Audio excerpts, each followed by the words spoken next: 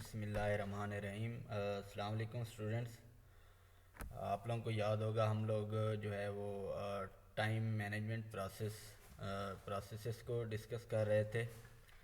तो project time management processes में हमारे पास बेसिक जो है वो 7 प्रोसेसेस हैं, जिसमें सबसे पहला था कि प्लानिंग स्केजुअल मैनेजमेंट। फिर उसके बाद हम एक्टिविटीज़ को डिफ़ाइन करते थे, जिसमें एक्टिविटीज़ की लिस्ट बनाते थे और उसकी एट्रीब्यूट्स को डिस्क्राइब करते थे। तो एक्टिविटी लिस्ट में हमारे पास एक्टिविटी का नेम होता था, उसका आइडेंटिफायर होता था या नंबर होता था कि वो एक्टिविटी जो है वो किस नंबर पे है। और उसके बाद हमारे पास एक्टिविटी की डिस्क्रिप्शन होती थी कि वो एक्टिविटी क्या है, उस एक्टिविटी में हमने क्या करना है। उसके बाद हमारे पास जो तीसरा प्रोसेस था उसमें हम जो है एक्टिविटीज़ की सीक्वेंसिंग करते थे नेटवर्क डायग्राम के थ्रू, जिसमें हमारे पास दो टाइप्स की नेटवर्क डायग्राम्स थी, एडीएम और PDM.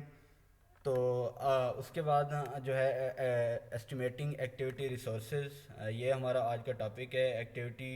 Estimating activity resources, estimating activity durations, developing the schedule, controlling the schedule. तो ये हमारे पास प्रोजेक्ट टाइम मैनेजमेंट के 7 प्रोसेसेस में हमने मिड तक जो है वो तीन प्रोसेसेस टाइम मैनेजमेंट के पढ़े थे। आज जो है हमारे पास जो रिमेनिंग 4 प्रोसेसेस हैं उनको हमने डिस्कस करना है। तो यहाँ तक हमने जो है मिड से पहले डिस्कस किया था नेटवर्क डायग्राम्स तक। तो ये हमारे पास चौथा प्रोसेस है, एस्टिमेटिंग द एक्टिविटी रिसोर्सेज। तो सबसे पहले तो हमने ये देखना है कि हमने एक्टिविटीज़ के ड्यूरेशन को एस्टिमेट करने के लिए सबसे पहले तो हमारे पास हमने इस चीज़ को आइडेंटिफाई करना है कि उन एक्टिविटीज़ को परफॉर्म करने के लिए, उन एक्टिविटीज़ को कंप्लीट करने के लिए हमारे पास कितने रिसोर्सेज हैं, उन रिसोर्सेज की क्वांटिटी क्या है, उन रिसोर्सेज की टाइप क्या है। तो आपको पता है कि रिसोर्सेज में हमारे पास जो है वो जो हमारे स्टेक होल्डर्स होते हैं, जो हमारे पास पीपल्स होते हैं, इक्विपमेंट्स होते हैं और मटेरियल्स होता है। तो एक्टिविटी के ड्यूरेशन को एस्टिमेट करने के लिए हमने सबसे पहले तो ये देखना है कि हमारे पास जितने भी रिसोर्सेज हैं वो किस टाइप के हैं। आया कि हमारे जो लोग हैं जिन्होंने उन एक्टिविटीज़ पे काम करना है वो एक्सपीरियंस्ड हैं, वेल स्किल्ड हैं या नहीं हैं। और हमने ये देखना है कि हमारे पास उन एक्टिविटीज़ को परफॉर्म करने के लिए जितने भी हमें इक्विपमेंट्स की, टूल्स की ज़रूरत होगी, क्या वो हमारे पास हैं या नहीं हैं। एंड मटेरियल्स, और उन एक्टिविटीज़ में जो भी मटेरियल हमारे काम आएगा क्या वो मटेरियल हमारे पास अवेलेबल है कि नहीं है। तो Before estimating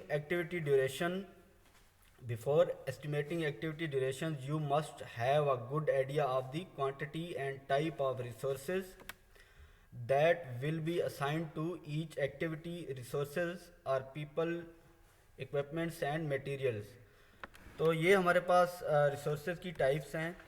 तो इसको रिसोर्सेज को एस्टिमेट करने के लिए हमने 3 इश्यूज़ को जो है वो हम कंसीडर करते हैं। How difficult will it be to do specific activities on this project, के इन एक्टिविटीज़ को परफॉर्म करने के लिए इस प्रोजेक्ट के अंदर कितना हमारे लिए डिफ़िकल्ट होगा, हम रिसोर्सेज को किस तरह से मैनेज करेंगे, हमारे पास वो रिसोर्सेज अवेलेबल होंगे या नहीं होंगे।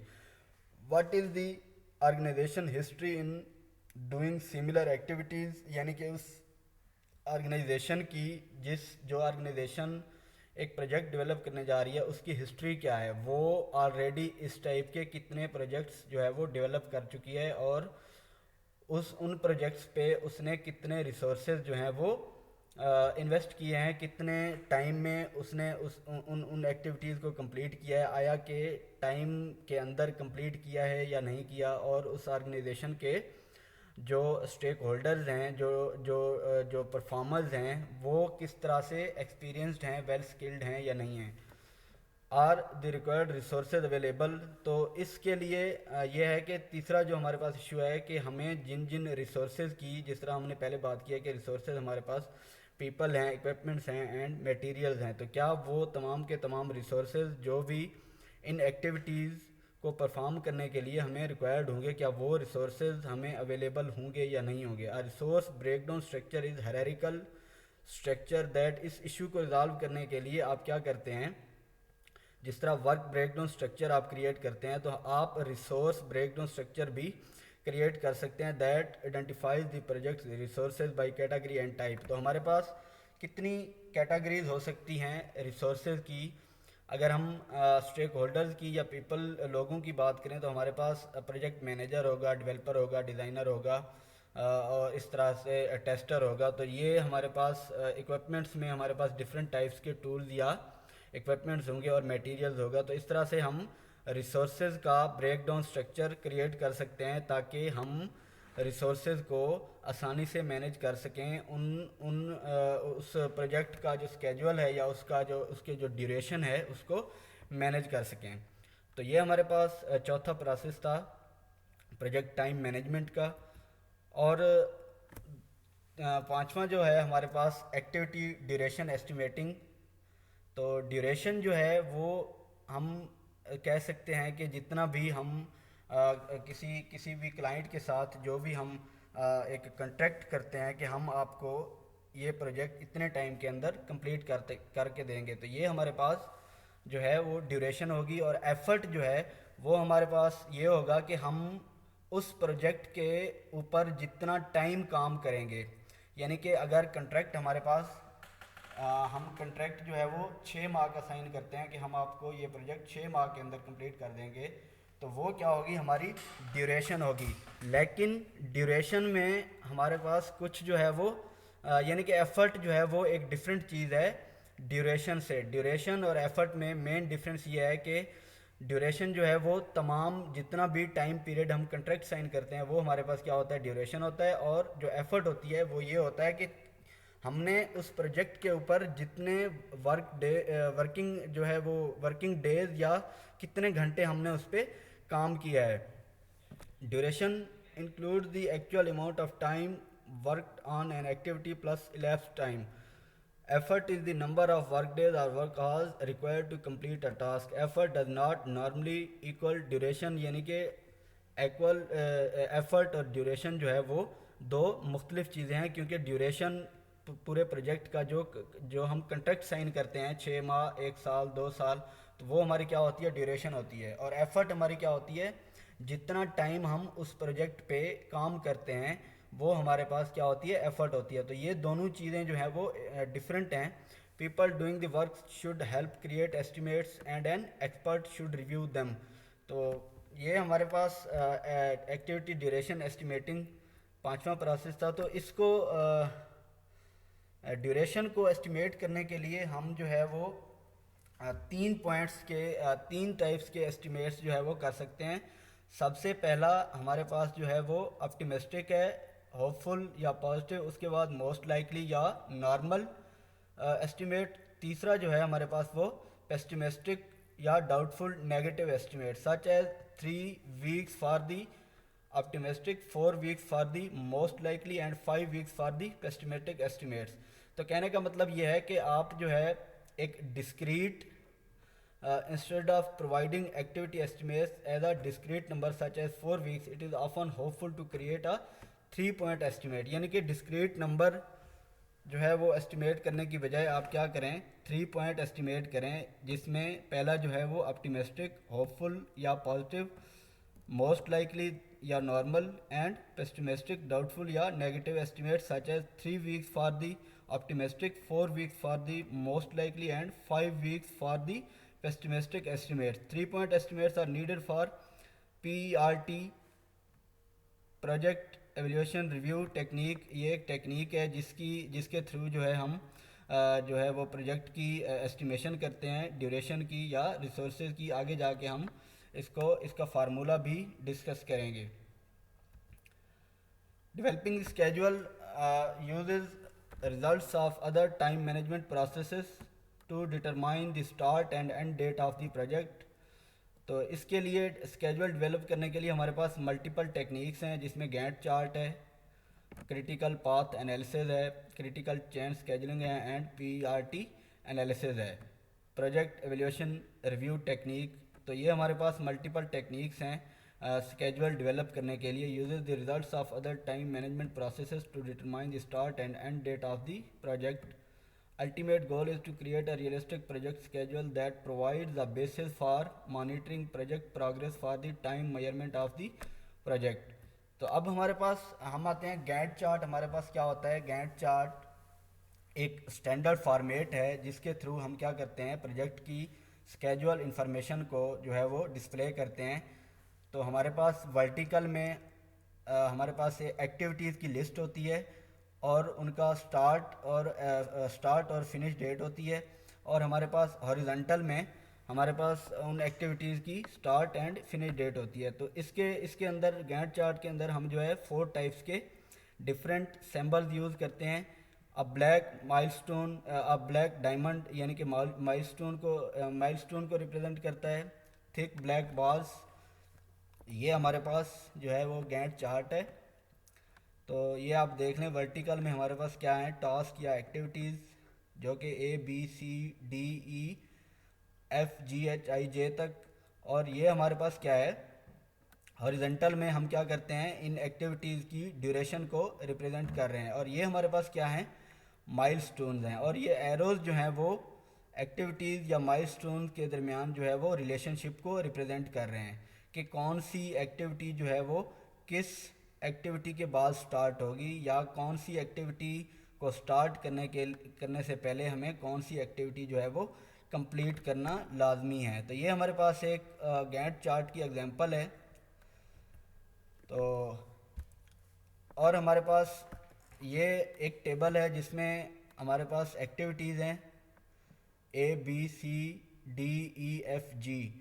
तो इसका यानी कि कुछ हमारे पास ऐसी एक्टिविटीज़ हैं जिनको स्टार्ट करने से पहले हमें कुछ दूसरी एक्टिविटीज़ को कंप्लीट करना लाजमी है. यानी कि अगर हम एक्टिविटी ए को स्टार्ट करना चाहें तो इसका प्रीडिसेसर कोई भी नहीं है, हम इसको किसी भी वक्त स्टार्ट कर सकते हैं. सेम इसी तरह हमारे पास एक्टिविटी बी है, हम इसको भी किसी भी टाइम स्टार्ट कर सकते हैं. इन दोनों का कोई प्रीडिसेसर नहीं है. तो ये हमारे पास अब एक्टिविटी सी है, यानी कि एक्टिविटी सी को स्टार्ट करने से पहले हमें क्या करना पड़ेगा, एक्टिविटी ए को कंप्लीट करना पड़ेगा. सेम इसी तरह एक्टिविटी डी है, एक्टिविटी डी को स्टार्ट करने से पहले हमें एक्टिविटी ए को कंप्लीट करना पड़ेगा. सेम इसी तरह एक्टिविटी ई है, इस एक्टिविटी ई को स्टार्ट करने से पहले हमारे पास एक्टिविटी बी और एक्टिविटी सी जो है उन दोनों का कंप्लीट होना लाजमी है. सेम इसी तरह एफ है, उसका डी है, जी है, उसका ई है. तो ये हमारे पास जिस तरह हमने 3 पॉइंट्स एस्टिमेट्स की बात की है, तो हमारे पास 3 पॉइंट्स एस्टिमेट जो हैं वो ऑप्टिमिस्टिक, ठीक है, नॉर्मल या मोस्ट लाइकली और पेस्टिमिस्टिक, ये हमारे पास 3 टाइप्स के एस्टिमेट्स हैं. इन 3 टाइप्स के एस्टिमेट्स से हम क्या कर सकते हैं, एक्सपेक्टेड टाइम जो है वो निकाल सकते हैं. वो कैसे निकाल सकते हैं, इसका हमारे पास फार्मूला है, आगे जाके हम उसको डिस्कस करते हैं. फार्मूला ऐसे है कि इसका फार्मूला जो है वो हमारे पास ये है कि हम एक्सपेक्टेड टाइम को किस तरह से कैलकुलेट कर सकते हैं. In the following table there are 7 task labelled A through G. ये हमारे पास क्या हैं, 7 टास्क हैं या एक्टिविटीज़ हैं. Some task can be done concurrently A and B, जैसे कि ये हमारे पास ए एंड बी जो है वो हम इनको at the same time start कर सकते हैं क्योंकि इनका कोई प्रीडिसेसर नहीं है. While others can not be done until their predecessor task is complete, यानी कि C and D can not begin until A is complete. तो बी एंड सी जो है वो सी एंड डी जो है वो हम स्टार्ट नहीं कर सकते जब तक हमारे पास इनका प्रीडिसेसर या एक्टिविटी ए जो है वो कंप्लीट ना हो. Additionally each task has 3 time estimates, the optimistic time estimate O, the most likely और normal time estimate M and the pessimistic time estimate P. The expected time E is estimated using the beta probability distribution. ये जो formula है हम इसको use करते हुए activities का, किसी भी एक्टिविटी का जो है वो हम क्या कर सकते हैं, उसका एक्सपेक्टेड टाइम निकाल सकते हैं for the time estimate using formula, यानी कि optimistic plus 4 multiply by normal plus pessimistic divided by 6। तो ये हमारे पास फार्मूला है जिसको यूज़ करते हुए हम जो है, तो यहाँ पे देखें हमारे पास 2 प्लस 4 मल्टीप्लाई बाई 4 16 प्लस 6। तो ये हमारे पास कितना होगा 24 डिवाइडेड बाई 6। तो ये हम क्या कर सकते हैं, यहाँ से एक्सपेक्टेड टाइम जो है हमारा एक्टिविटी ए का वो निकल आया है, वो हमारे पास क्या है 4। Once this step is complete one can draw a Gantt chart और नेटवर्क डायग्राम। तो इससे यहाँ से जो है आप इस एक्सपेक्टेड टाइम से जो है आप किसी भी एक्टिविटी का जो है वो गैंट चार्ट ड्रा कर सकते हैं। स्टार्ट हमारे पास टास्क नेम है ए, उसकी आईडी जो है वो 2 है, प्रीडिसेसर उसका क्या है 1, यानी कि हमने क्या कहा था कि इसका कोई प्रीडिसेसर नहीं है, यानी कि ये खुद का प्रीडिसेसर है। तो ये किसी भी टाइम हम इसको स्टार्ट कर सकते हैं। तो हमारे पास एक्टिविटी ए के लिए हमारे पास कितने डेज निकले थे 4, ये यहाँ से 4 डेज। तो ये कब स्टार्ट हो रहा है हमारे पास एक्टिविटी ए जो है वो मंडे से स्टार्ट हो रही है, ट्यूसडे वेडनेसडे थर्सडे। तो ये हमारे पास कब कंप्लीट हो रही है थर्सडे को, यानी कि 4 डेज इसका एक्सपेक्टेड टाइम है। तो इस तरह से हम जो है तमाम की तमाम एक्टिविटीज़ का एक्सपेक्टेड टाइम निकाल सकते हैं।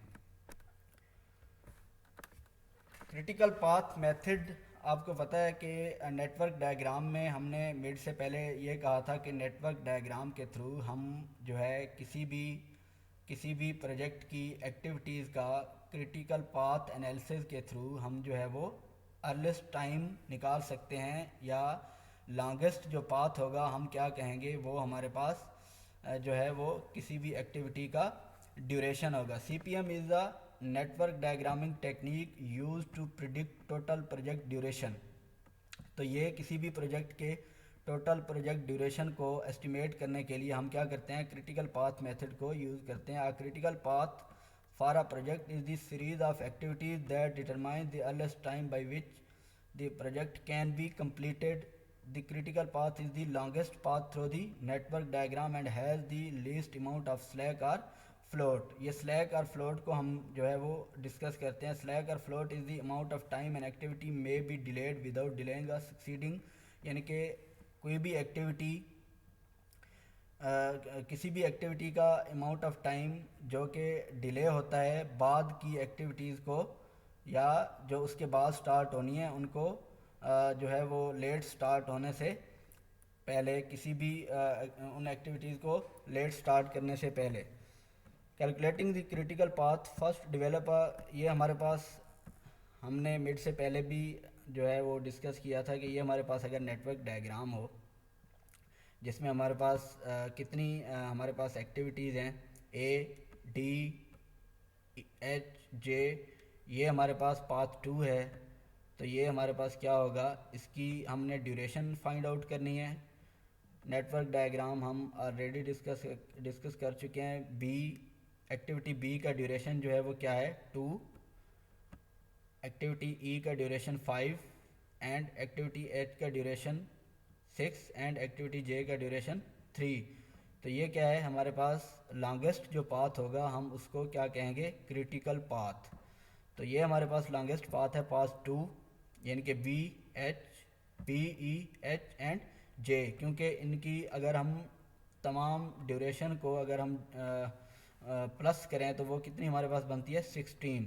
तो यहाँ पे जो है ये वाला जो पाथ है path 2 B E H J, इसकी लेंथ जो है वो क्या है 16 days. Since the critical path is the longest path through the network diagram, path 2 B E H J is the critical path for project X. किसी भी project के लिए जो है उसका लॉन्गेस्ट जो पाथ होता है वो हम क्या कहते हैं, उसको नेटवर्क डायग्राम के through critical path. Using critical path analysis to make schedule trade-offs, free slack or free float is the amount of time an activity can be delayed without delaying the early start of an immediately following activities। और total slack जो है हमारे पास is the amount of time an activity may be delayed from its early start without delaying the planned project finish date। तो ये हमारे पास क्या है, अगर हम ये कंसीडर करें कि ये हमारे पास एक्टिविटीज़ हैं, activity A and activity B, तो इसकी एक्टिविटी ए की ड्यूरेशन जो है हमारे पास क्या है 5, और एक्टिविटी बी की ड्यूरेशन जो है कितने हैं 10 डेज। तो ये इसका अर्ली स्टार्ट, तो अर्ली स्टार्ट जो है इसका ज़ीरो है, इसकी ड्यूरेशन जो है वो क्या है 5 डेज। तो अगर हम इसको ज़ीरो से ही, जो इसका अर्ली स्टार्ट है उसी दिन से ही इसको स्टार्ट कर दें, तो ये कब इसका अर्ली फिनिश क्या होगा 5, यानी कि क्योंकि इसकी ड्यूरेशन जो है वो कितनी है 5, तो ये ज़ीरो से स्टार्ट होगी, अर्ली फिनिश कब होगी 5 को। लेकिन अगर हम इसी एक्टिविटी को लेट स्टार्ट करते हैं, यानी कि इसका लेट स्टार्ट जो है, यानी कि हम इसको स्टार्ट ही 5वें दिन करते हैं, तो ये कब जाके इसका लेट फिनिश कब होगा, क्योंकि इसकी ड्यूरेशन जो है वो क्या है 5 डेज। तो ये अगर 5वें दिन स्टार्ट हो रही है तो फिनिश कब होगी, लेट फिनिश इसका क्या होगा 10। सेम इसी तरह हमारे पास एक्टिविटी बी, जिसका अर्ली स्टार्ट जो है वो ज़ीरो है, तो अगर हम इसको, जो इसका अर्ली स्टार्ट है उसी दिन ही स्टार्ट करें, तो ये इसका अर्ली फिनिश कब होगा 10, क्योंकि इसकी ड्यूरेशन क्या है 10 डेज। और सेम इसी तरह अगर इसका अर्ली स्टार्ट भी, सॉरी लेट स्टार्ट भी अगर हम, यानी कि इसको डिले ना करें, उसी टाइम ही स्टार्ट कर दें, लेट स्टार्ट भी ज़ीरो से कर दें, तो ये कब कंप्लीट होगी, इसका लेट फिनिश क्या होगा 10 डेज। तो सेम इसी तरह हमारे पास एक्टिविटी सी है जो कि इनके बाद स्टार्ट होनी है, तो ये इसका अर्ली स्टार्ट जो है वो क्या है 10, यानी कि ये 10वें दिन स्टार्ट हो रही है, और इसकी ड्यूरेशन क्या है 7 डेज। तो ये कब कंप्लीट होगी, इसका अर्ली फिनिश जो है वो क्या होगा 17। तो ये इस एक तरह से हम अर्ली स्टार्ट और अर्ली फिनिश जो है वो इस तरह से कैलकुलेट कर सकते हैं।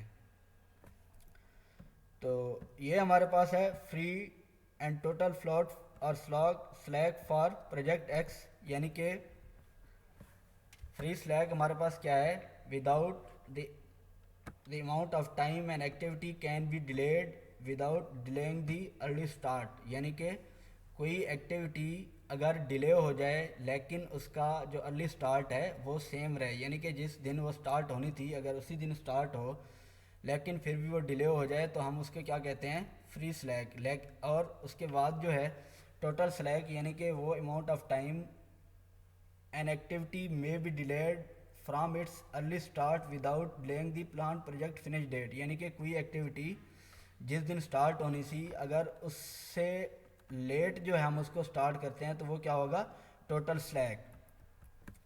तो ये हमारे पास एक्टिविटी ए है जिसका अर्ली स्टार्ट जो है वो क्या है 3809, यानी कि 3 तारीख को ये स्टार्ट होनी है, और 3 तारीख को यानी कि इसकी ड्यूरेशन जो है वो क्या है 1 दिन है। तो इसका यानी कि ये इसी दिन स्टार्ट हुई है 3 को, और 3 को ही फिनिश हो गई है, इसकी ड्यूरेशन जो है वो क्या थी 1 डे। तो इसका लेट स्टार्ट जो है, इसका जो फ्री स्लैक है, यानी कि ये कितनी डिले हुई है, क्योंकि ये उसी दिन स्टार्ट हुई है जिस दिन स्टार्ट होनी थी और उसी दिन फिनिश हुई है, तो इसका फ्री स्लैक जो है वो क्या है 0। और अगर हम इसको लेट स्टार्ट करें, यानी कि 3 की बजाय हम इसको 5 को स्टार्ट करें, तो ये लेट फिनिश जो है इसका क्या होगा 5, यानी कि ये 5 को स्टार्ट हुई है, क्योंकि ड्यूरेशन तो जो है वो 1 दिन ही रहेगी, लेकिन हम क्या कर रहे हैं इसको स्टार्ट ही लेट करवा रहे हैं, तो टोटल जो स्लैक होगा वो क्या होगा हमारे पास 2 डेज। सेम इसी तरह एक्टिविटी बी है जिसकी ड्यूरेशन जो है वो 2 डेज है, अगर हम इसको इस दिन स्टार्ट करते हैं और इस दिन ख़त्म करते हैं, तो इसकी, क्योंकि ये जो है जिस दिन स्टार्ट हो रही है उसी दिन उससे अगले दिन जो है वो फिनिश हो रही है, तो इसका फ्री स्लैक जो है वो क्या होगा 0, और उसका टोटल स्लैक भी 0 ही होगा, क्योंकि लेट स्टार्ट भी हम जो है कहते हैं कि इसका क्या है 3 to 4, यानी कि ये लेट स्टार्ट भी इसका वही है जो इसका अर्ली स्टार्ट है। तो इस तरह से हम क्या कर सकते हैं, टोटल स्लैक और फ्री स्लैक और टोटल स्लैक को जो है वो कैलकुलेट कर सकते हैं। तो आगे है हमारे पास programme evaluation and review technique is a network analysis technique used to estimate project duration when there is a high degree of uncertainty about the individual activity duration estimates। तो ये एक टेक्निक है जिसको हम यूज़ करते हुए uncertainty को, किसी भी प्रोजेक्ट की ड्यूरेशन एस्टिमेट्स में अनसर्टेनिटी को रिमूव कर सकते हैं। P R T uses probabilistic time estimates. तो देखते हैं कि पी आर टी को हम किस तरह से यूज़ कर सकते हैं। तो ये हमारे पास सेम फार्मूला है, यानी कि जो हम एक्सपेक्टेड टाइम के लिए यूज़ करते हैं कि हमारे पास किसी भी प्रोजेक्ट का एक्सपेक्टेड टाइम क्या होगा, जो हम फार्मूला एक्सपेक्टेड टाइम के लिए यूज़ करते हैं, P R T weighted average optimistic time plus 4 multiply by most likely time, या हम इसको क्या कहते हैं, normal time plus pessimistic time divided by 6। तो एग्जांपल है इसकी, P R T weighted average, यानी कि हमारे पास ऑप्टिमिस्टिक जो है वो कितना है 8 वर्क डेज, प्लस हमारे पास नॉर्मल जो है वो क्या है 10 वर्क डेज, प्लस हमारे पास जो पेस्टिमिस्टिक है या नेगेटिव हम कह लें वो कितना है 24 वर्क डेज डिवाइडेड बाई 6। तो इसको अगर हम इसको डिवाइड करें 6 पे इन तमाम को, तो वो हमारे पास क्या होता है, टोटल एक्सपेक्टेड टाइम या प्रोग्राम एवेल्यूएशन रिव्यू टेक्निक जो है फार्मूला यूज़ करते हुए हमारे पास क्या है, एक्सपेक्टेड टाइम जो है वो 12 डेज है। तो ये हमारे पास एक फार्मूला है। उसके बाद हमारे पास है 6, यानी कि control schedule control suggestion, perform reality checks on schedule, allow for contingencies, don't plan for everyone to work at 100% capacity all the time, hold progress meeting with stakeholders and be clear and honest in communicating schedule issues। controlling schedules मेरे ख्याल में ये काफ़ी है, जो थोड़ा बहुत रह गया है इंशाल्लाह इसको फ़िज़िकल क्लास में डिस्कस करेंगे, तो इसको देखें। थैंक यू, अल्लाह हाफ़िज़।